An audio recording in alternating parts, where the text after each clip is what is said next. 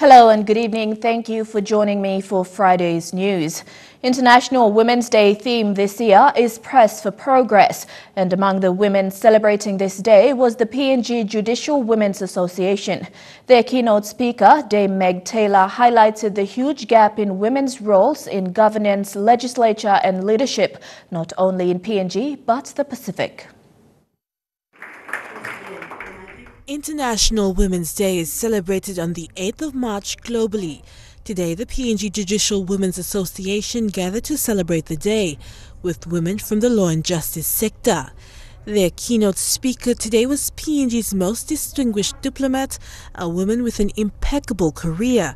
Dame Meg Taylor is also Papua New Guinea's first women lawyer and first woman to hold the position of Secretary General to the Pacific Island Forum.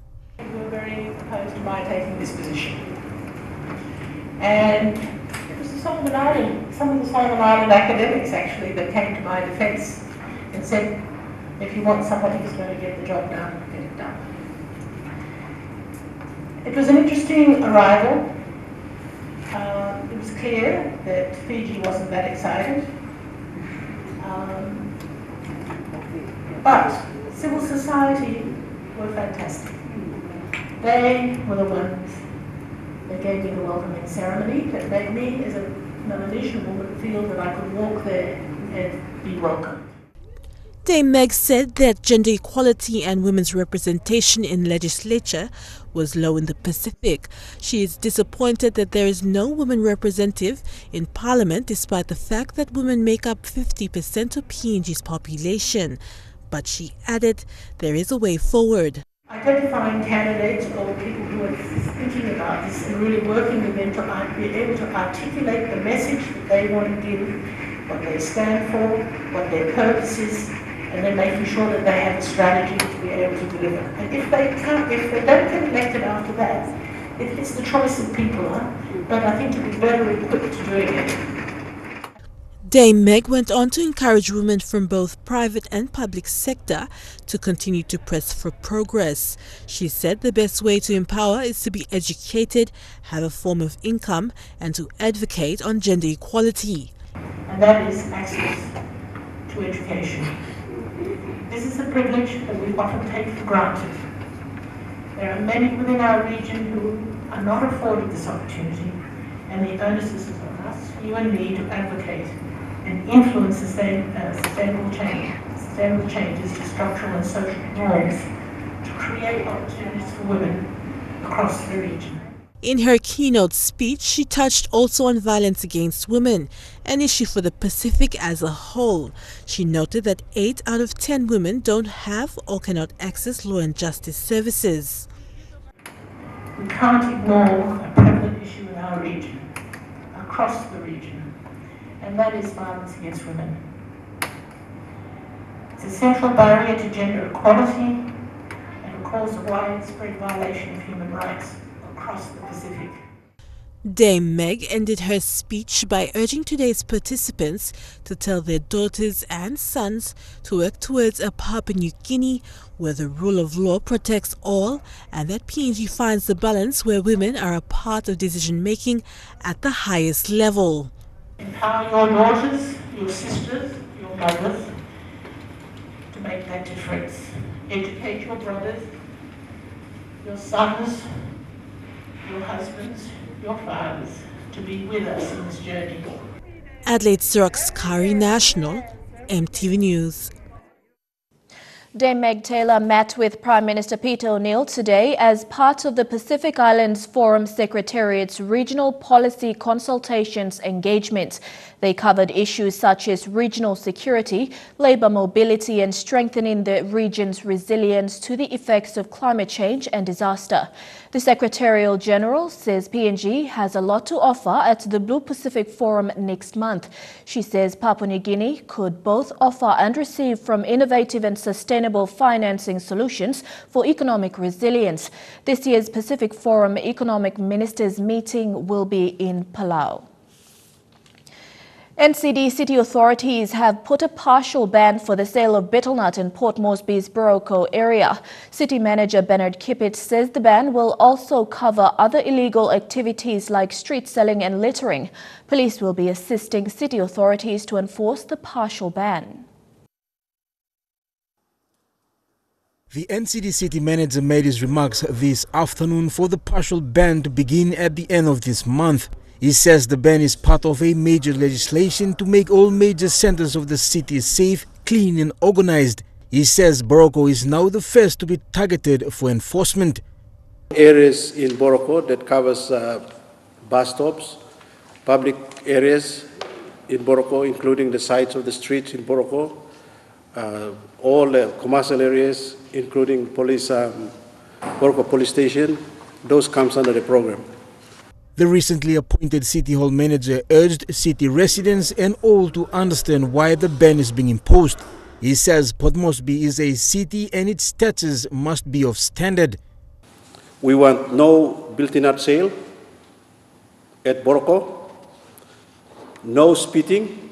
If you're chewing and you're spitting, please, we encourage that you not to spit in any public areas in Boroko.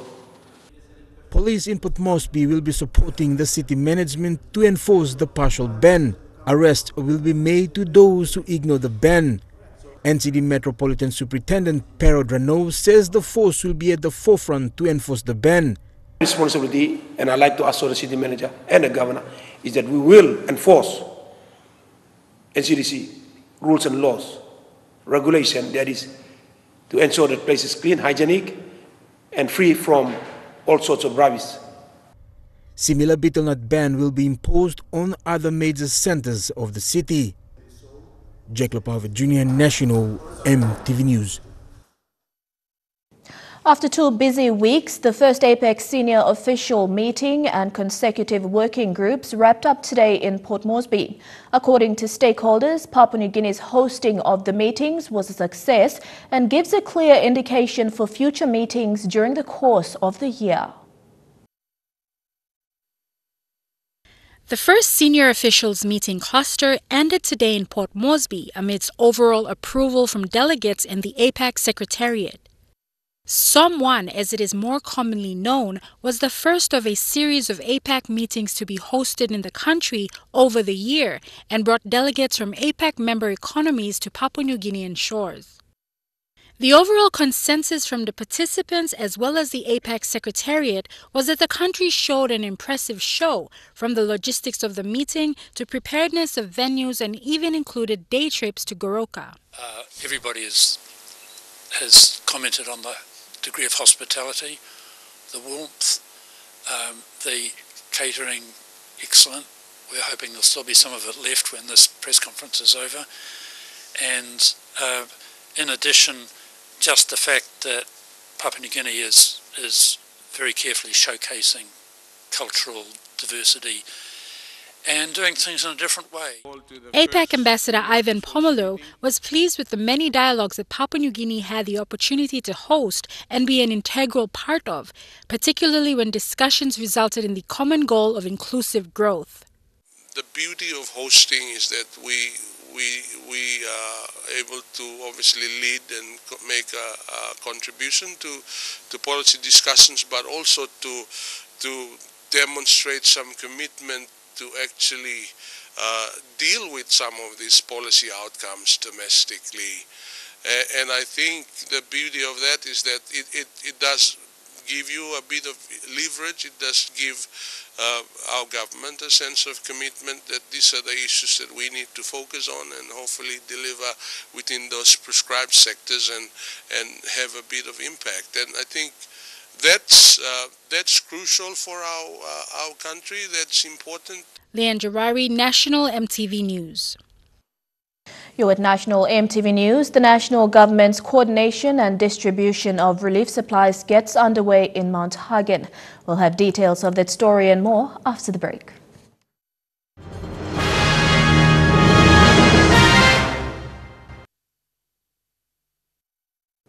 Welcome back. 10 days on from the devastating magnitude 7.5 earthquake, and supplies are now reaching people in affected areas. Speaking to EMTV News today, Prime Minister Betel-Nut said despite initial difficulties in reaching isolated communities, cooperation from all sectors has enabled response efforts to improve in recent days. The national government is now working with its partners to deliver relief supplies to affected communities. According to the Prime Minister, coordination has improved significantly in recent days, with the response teams establishing contact with affected provinces and district administration. Many of the numbers are in terms of confirmation. We're yet to confirm the real numbers, but on the estimated numbers, there are over 100 people have died, and there are many, at least another 100 or so missing. So it is anywhere between 100 and 200. That's the numbers. But as soon as the communities and the communication links improve, we will know more and more of the number of people that we have lost. Yeah. As of today, relief supplies from Mount Hagen have begun their journey into Southern Highlands and Hela provinces. The Restoration Committee, Emergency Restoration Committee, which has been set up to create emergency response on a daily contact now, and on a situation report on a daily basis.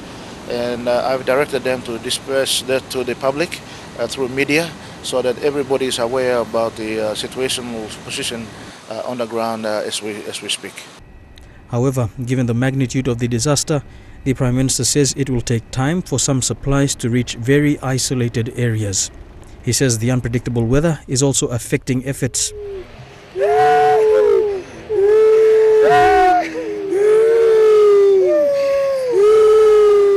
We have dispatched to the most affected provinces 2 million kina, districts 2 million kina each, already put in their account, and they're using that to attend to emergency requirements, particularly medicine, food and water. That we are saying that only attend to that so that they can feed the communities that have run out of food. And secondly, to the outer areas, outer districts, we've provided 1 million kina each to them. A total of 20 million kina has already been dispersed. We are getting good response from our business community and individuals. We have they've raised over 5 million kina already, and the numbers climbing.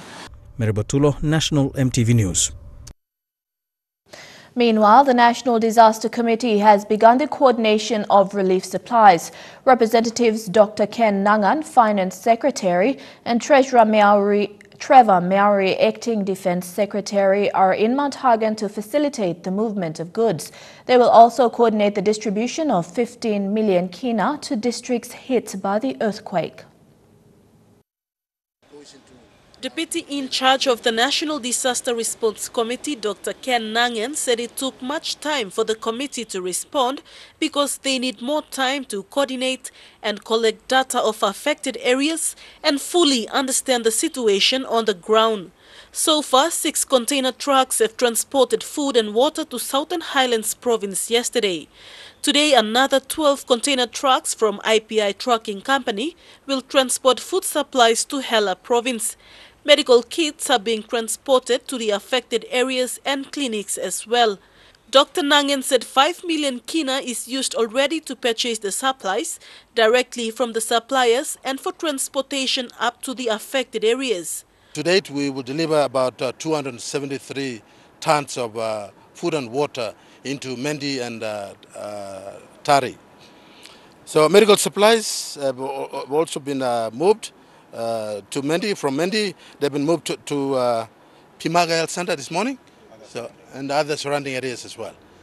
Close to 200 PNG Defence Force personnel are on the ground in Mendi, Tari, Moro, Mount Hagen and Heights Gas to supply food, water and assist in any medical evacuations.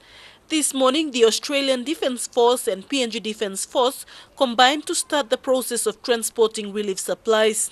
Since last night, the troops were clearing road from Mendi to Tari to allow for big container trucks to transport the relief supplies. All the districts in the disaster-affected areas in Hela, Southern Highlands, Western and parts of Enga Province have received 1 million kina and 2 million kina each, depending on the type of damage caused. As soon as the trucks reach those areas, helicopters are there to take it direct to the disaster areas. Dr. Nangen responded to issues of middlemen forking out money for the relief supply and said he won't entertain such people.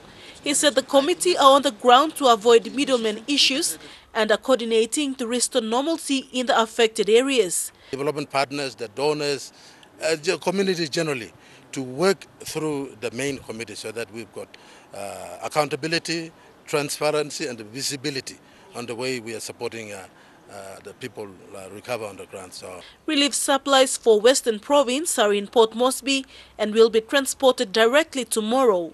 Vasinata Yama, National EMTV News, Mount Hagen. Gradual restoration of essential services is now allowing access to isolated areas affected by the recent earthquakes. According to Prime Minister Peter O'Neill, the quick response by various agencies in restoring essential services, including communication, has seen the response improve in recent days.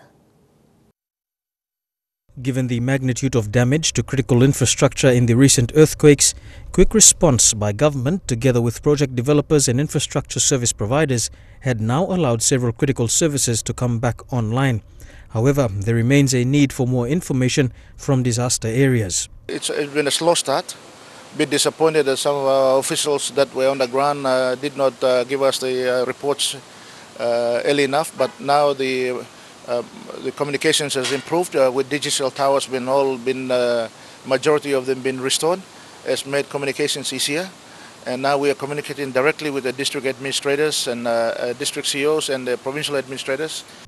According to the Prime Minister, the Emergency Restoration Committee has been urged to coordinate up-to-date information on the disaster, including the confirmed number of deaths in affected areas, which so far have been coming in from various sources. We are now supplying food in Mendi, in Moro, in Kutubu area, and in Mount Bosavi. We are down in, we're just loading cargo to go to Tari. In fact, it's now on the road going to Tari. Loads for Kikori and Nomad area is now been loaded and will be delivered by Monday in Kikori, Kopi port. So all those efforts are starting to take shape, and I know. The Prime Minister has confirmed that funding for affected areas has now begun to reach the districts, with a total of 20 million kina already deposited into individual district accounts. We've mobilized close to 20 choppers so far. With the assistance of the Australian government, we got 4 large Chinooks who are here already in the country, C-130 already in the country. New Zealand is providing us with another C-130 large aircraft to carry heavy tonnage of food, and I'm very thankful to the New Zealand government, the Australian government for their support.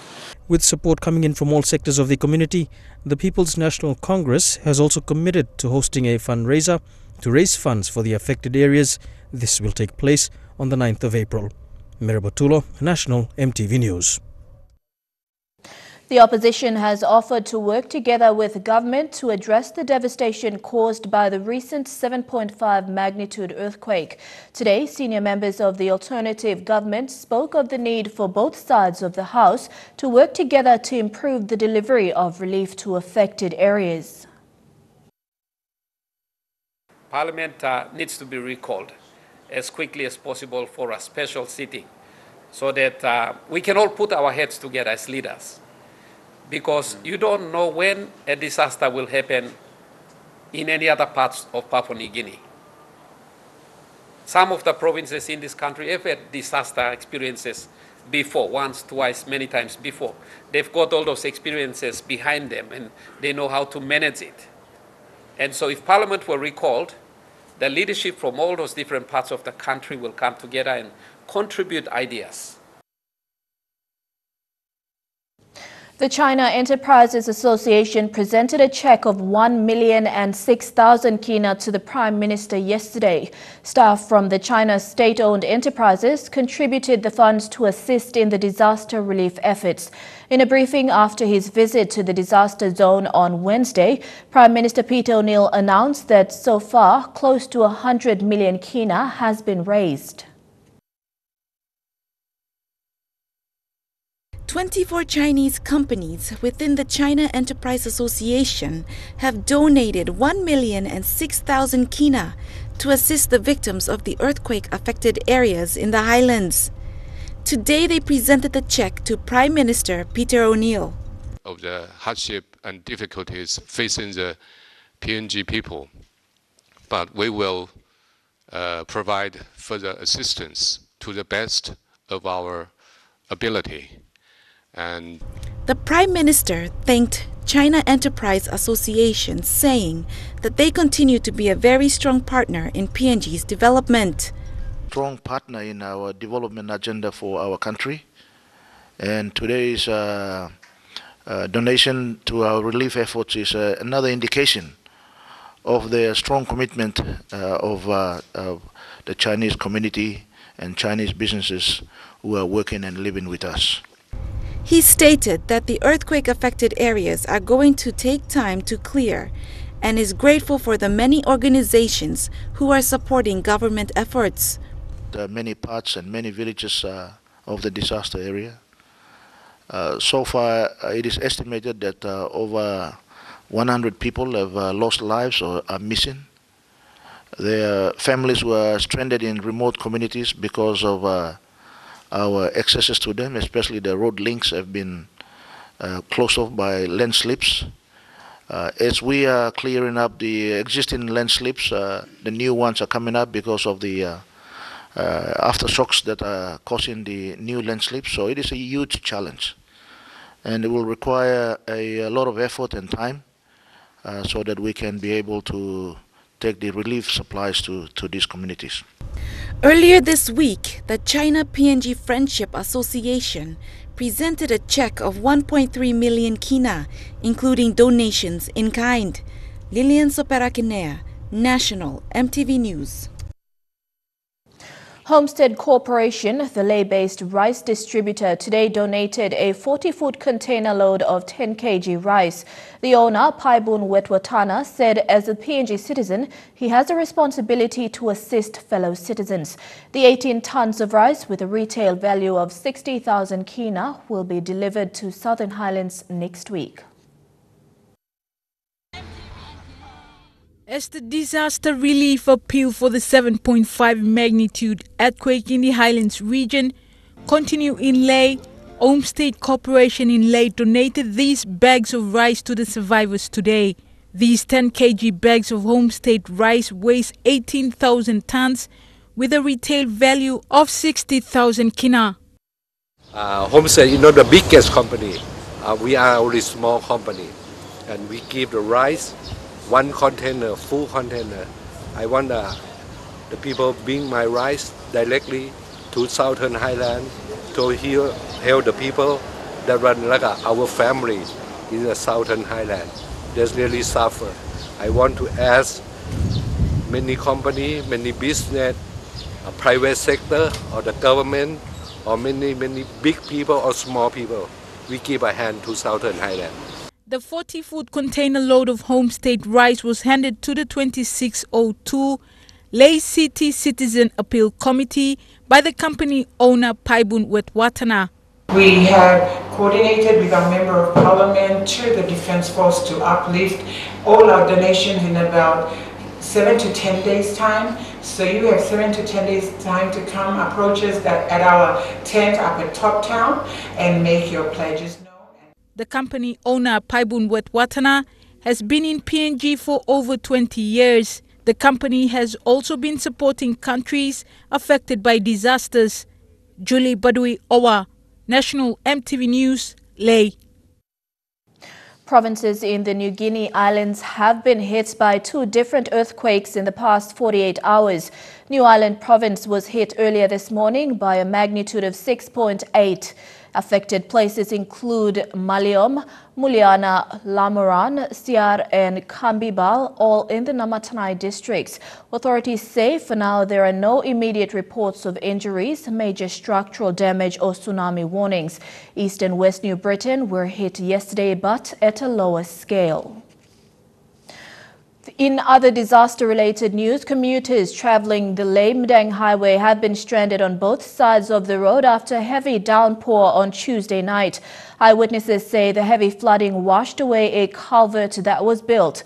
This has also caused landslips from both ends, creating a ditch right in the middle of the road, making it difficult for vehicles to get through.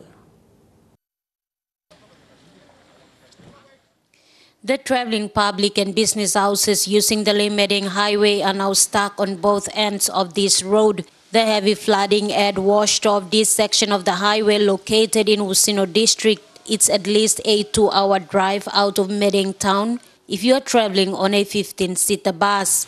I'm been neighboring last year, namin 10 o'clock night. Na kalbet ol putin and 1200 liglig trun. I'm waray heavy rain and block. I'm posting plenty dermis namin hope. Namin 10 o'clock night kami na plan now happening and asin Jackson bukla ko. All locals. Commuters had to pay 2 kina to cross a makeshift bridge built by locals. Betel-Nut sellers are also affected. These buyers say due to the condition of the road, they are now spending an extra 350 kina to transport their buai bags.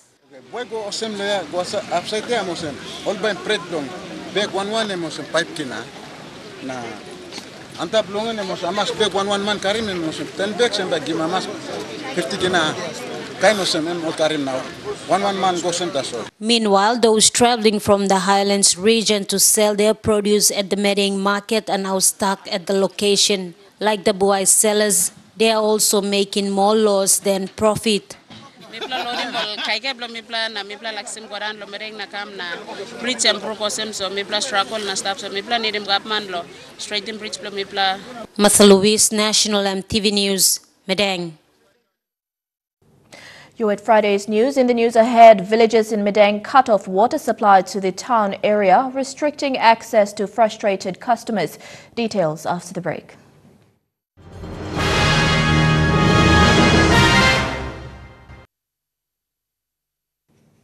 Welcome back to the news. Villages in wards 2 and 3 of Ambinob LLG of Madang district shut down water supply to the town, affecting about 3,000 customers.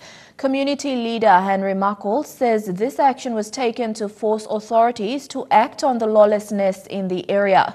A man was allegedly attacked and killed this week along the Furan to Painim Road. Martha Lewis reports from Madang.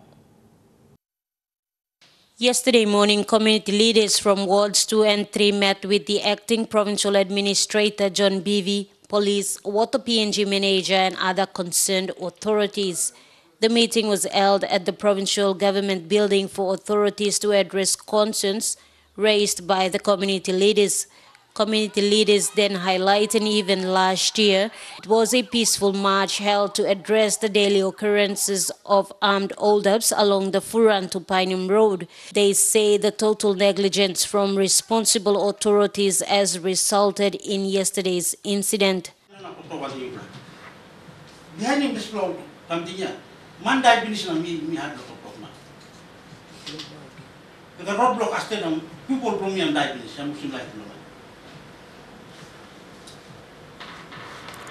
I'm hard to get him some post and blowing the top by blocking rope by me for one on it. Not one. You be expecting more already more day. Acting Provincial Administrator John Beevy accepted the landowner's petition and grievances and will make a response. So, my pillow long. Narim Slawara supply must go some appeal come on the deputy of Chasimoito. Narim go a while Nibla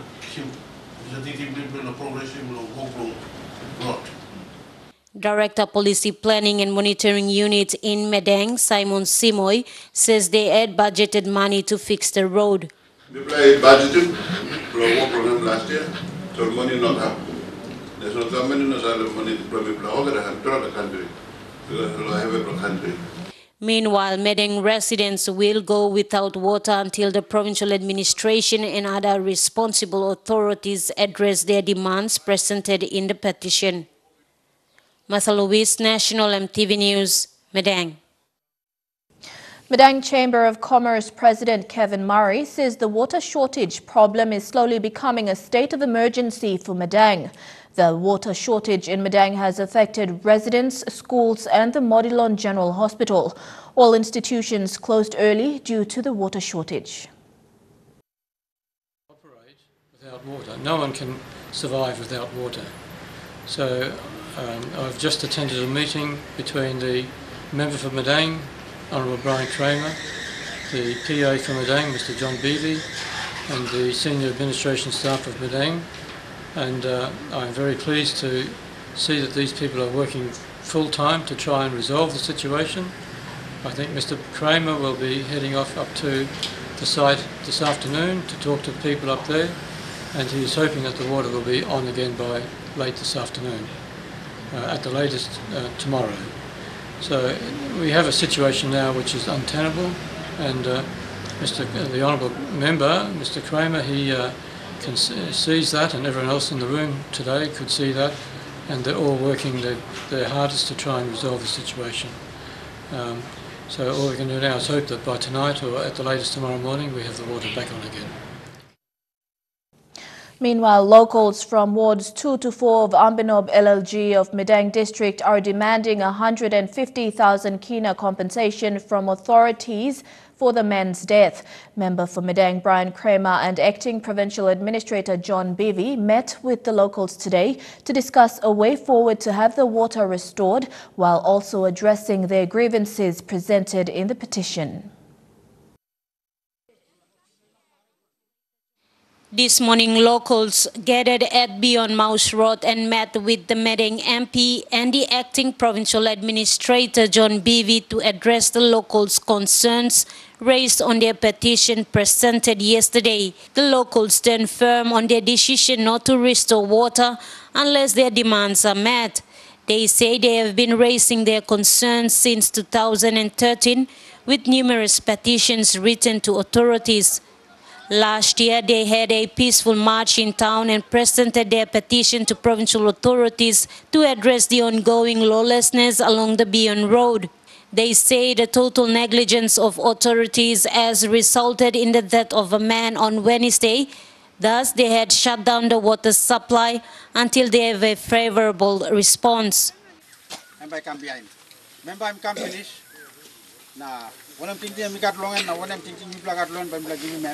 Member for Madang Brian Kramer have also talked to the locals and has made a commitment to address their concerns.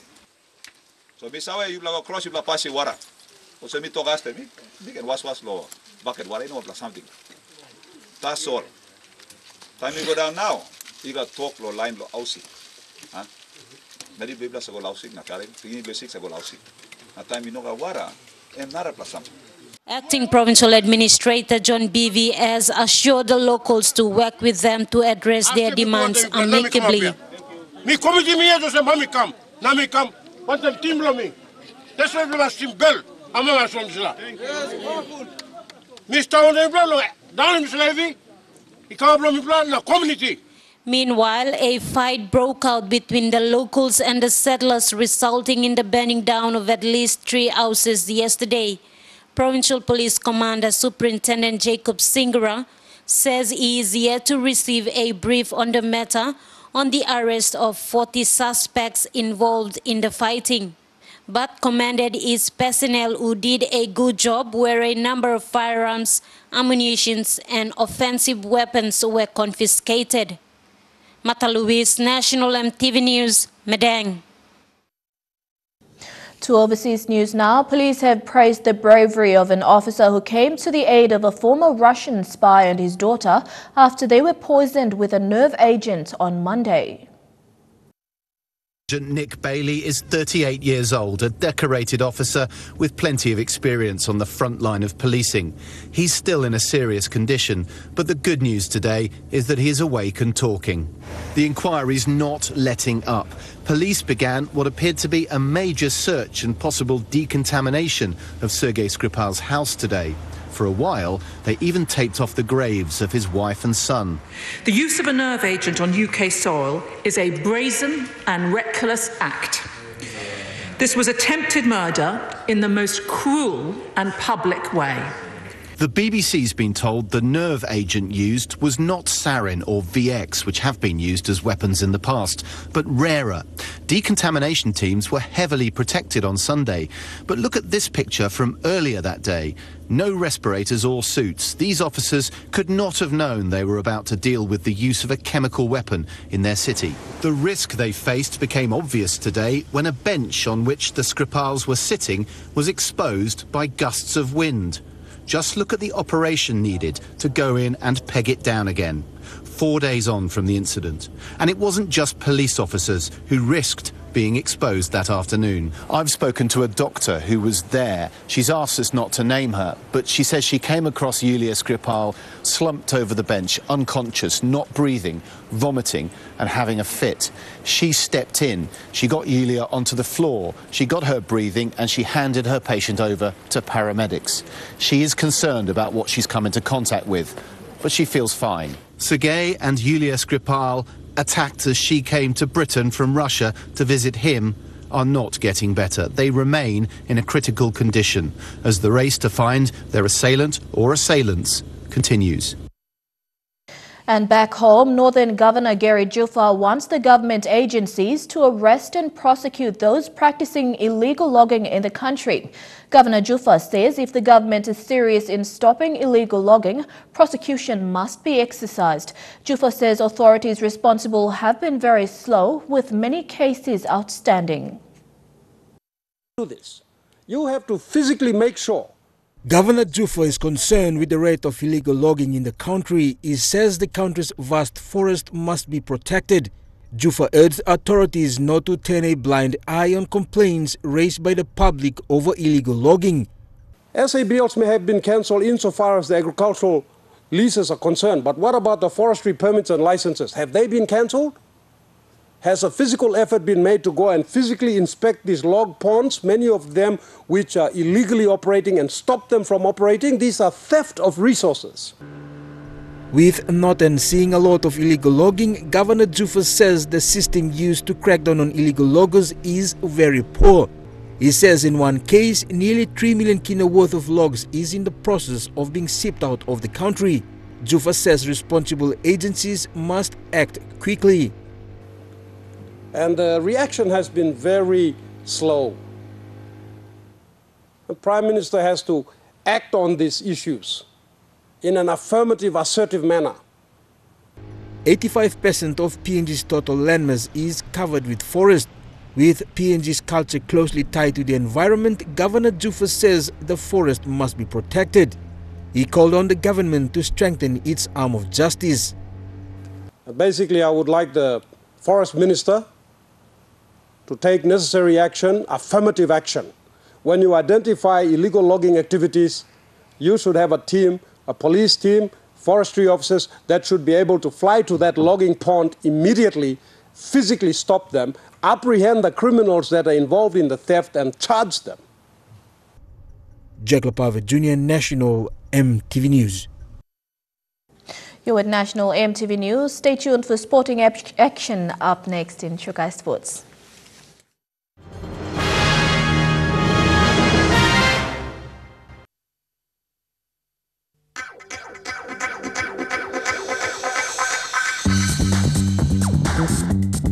Chukai Sports.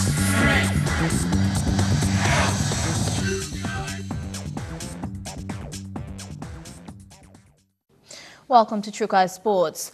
John Andy is set to make his debut for the SP PNG Hunters this weekend when he runs out in the number 12 jersey. Andy becomes Hunter number 54 to debut for the team. My diesel cup team is Snakes Tigers. Former Lay Snakes Tigers forward and Hunters recruit John Andy is thrilled to be named in Coach Michael Marum's starting lineup. The 23-year-old says being named in the Hunters starting team is a dream come true. I'm really happy and a big thanks to Coach Mike for trusting me. Through the preseasons we gave our best. And this is a dream come true for me to be on the starting team. I can't wait to give my best this weekend. Andy, who comes from Hela, was born and raised in Port Moresby and spent most of his life playing rugby league. He graduated with a degree in geology at the University of Papua New Guinea in 2016. I was with the Tigers, so yeah, I put my papers out, but while waiting for reply, I was just continue playing. Rugby, sweet. I didn't bother taking my email and all those. The Hunters' pre-season training camp was similar to that of the Snacks Tigers team, and says training was possible, but he still had to work hard to earn a spot. Back at Lay, we normally do most of the training similar to the Hunters, so it was quite a bit okay for us. So we just have to give the hard yards and put in the efforts. That's what the coach wanted. So. He played in the trial match against the Brisbane Broncos, which he says was a worthy experience. It was my first time, and most of the players, we watched them on TV and they were like role model to us, and to play against them, it's a big privilege for us. Good experience. John Andy will be running out in the Hunters' number 12 jersey on Sunday when they take on the Ipswich Jets at the National Football Stadium. Elijah Levette, National EMTV Sports. The West Indies defeated Papua New Guinea by 6 wickets in their second Group A match of the ICC World Cup qualifiers yesterday. PNG were bowled out for 200 runs of 42.4 overs, with Asad Vala top scoring with 57 runs. West Indies reached their target in 43 overs, with Jason Holder leading the chase with 99 not out. To overseas, sports now, and the All Blacks have continued to look to the future with the announcement Chiefs first five Damian McKenzie has signed on another 3 years. The 22-year-old has played 12 tests since making his debut 2 years ago against Argentina, scoring 5 tries. McKenzie first appeared for the Chiefs in 2015 as a fullback, but has gone on to shine at first five, where he looks to make the position his own. Meanwhile, on the day one All Black first five puts pen to paper, Beauden Barrett has become the centre of talk that he could become the world's highest paid player. According to an Australian report, an unnamed French club is keen to offer the World Player of the Year a 3-year deal worth around $10 million. The move would more than triple Barrett's current salary with New Zealand Rugby. The Highlanders will look to go 2 from 2 when they host the Stormers tonight in Dunedin. The Southerners are unbeaten in their last 7 home matches, scoring over 40 points in 6 of those encounters. Meanwhile, the Blues have named their side to face the Lions on Sunday. That will see the return of All Blacks Jerome Kano and Sonny Bill Williams. The midfielder will be joined by Rieko Ioane, who moves to centre from the wing.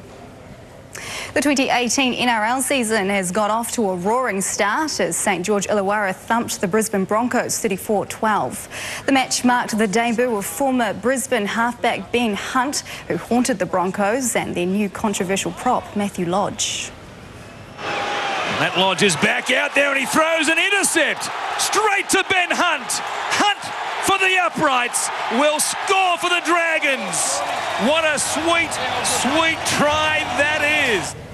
The Dragons' season opener then capped off by Kiwi veteran Jason Nightingale, who dived in the corner spectacularly to seal the win. Trukai Sports continues after the break. Don't go away.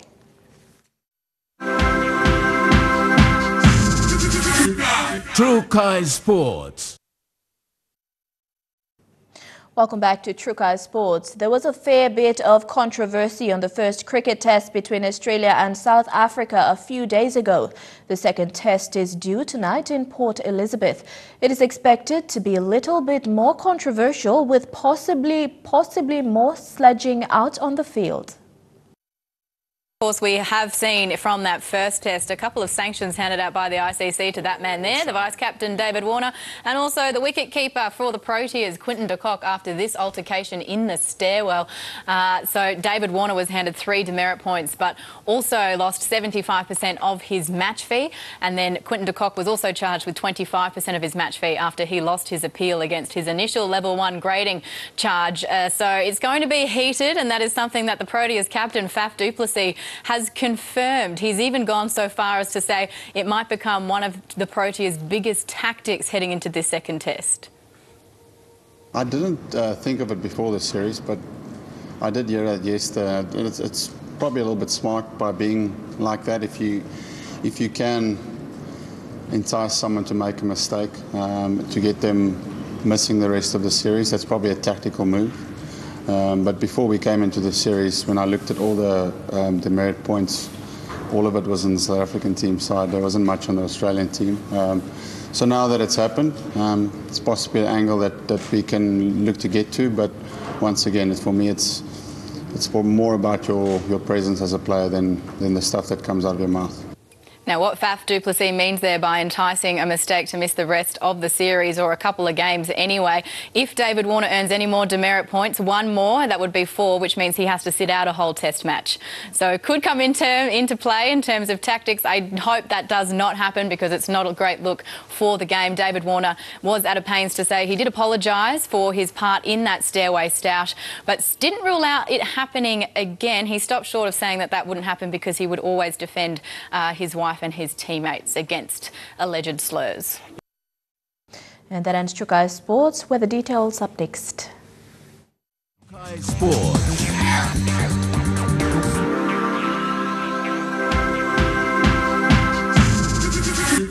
Chukai Sports.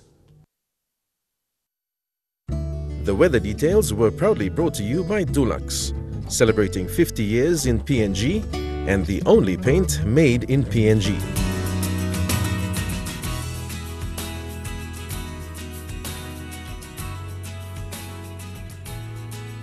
Weather forecast for tonight and tomorrow in the southern region. Showers can be expected all across the region.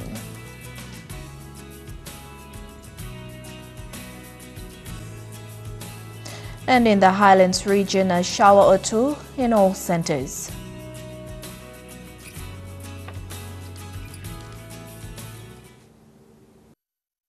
The weather details were proudly brought to you by Dulux, celebrating 50 years in PNG and the only paint made in PNG.